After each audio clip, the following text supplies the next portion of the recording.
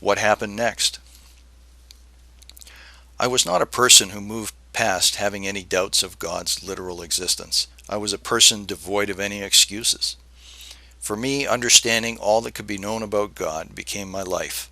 I engrossed myself in the Bible day and night. I purchased different versions of the Bible on CD for learning in my car, and was often online to look up translated words. And yes, I also bought a fish for my bumper. I read the Bible very slowly from cover to cover a half dozen times, and picked up on what seemed to be contradicting details and direction. I never for a second considered this to be anything more than my own misunderstandings. After all, I knew that God literally exists, and He would not confuse us by changing the rules and His instructions to us from page to page or book to book. So I began to make lists of scripture by topic. For example, what does the Bible teach about healing? The means to salvation?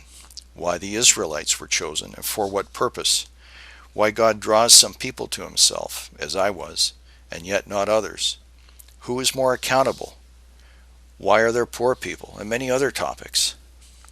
This analysis allowed me to see why something that was taught in one instance had different implications under other circumstances. What was the situation? Who was being addressed? Who was God writing through? The first thing I noticed was that many of what I considered to be conflicting teachings were written by the same author or teacher. For example, Paul states in Romans chapter 1 verse 20, "For since the creation of the world, God's invisible qualities, His eternal power and divine nature, have been clearly seen, being understood from what has been made, so that people are without excuse." Then a few chapters later, Paul makes what seems to be a contradicting statement by quoting Moses in Romans 10 verse 19, clearly indicating that there are nations with no understanding. The apostles Peter, John, and others did this also. Even Jesus taught and gave different instruction on the same subject to different people. None of these men were confused. They knew exactly what they were teaching. This is confirmed by the fact that their messages were consistent. For me, to understand why they taught something in one situation and then something different in another made everything crystal clear. I didn't have to compromise or omit or give more credence to one teaching over another.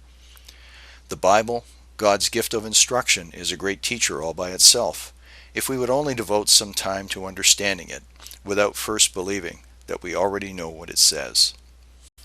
What became confusing for me was church. I did not begin attending church in order to challenge any church teachings.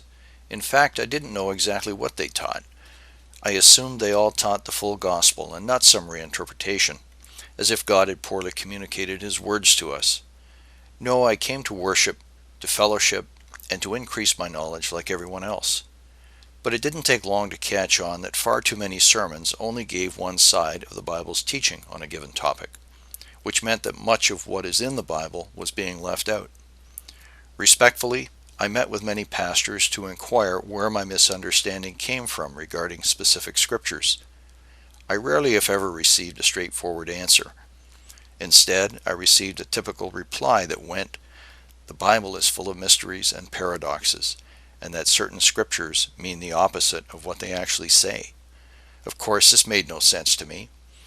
I think the main reason so many scriptures are explained away, glossed over, or ignored altogether is not that they aren't clear and in context, but mainly because they don't support the belief of a particular church.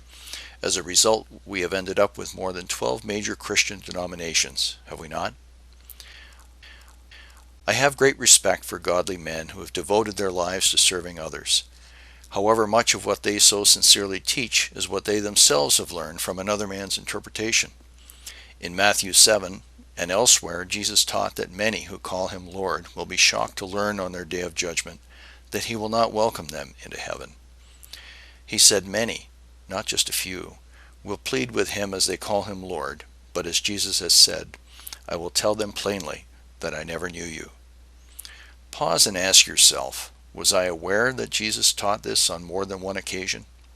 If not, then why not? How does your church teach this scripture? Secondly, shouldn't we read and understand why Jesus said this? In the end, we do not want to find ourselves among the many.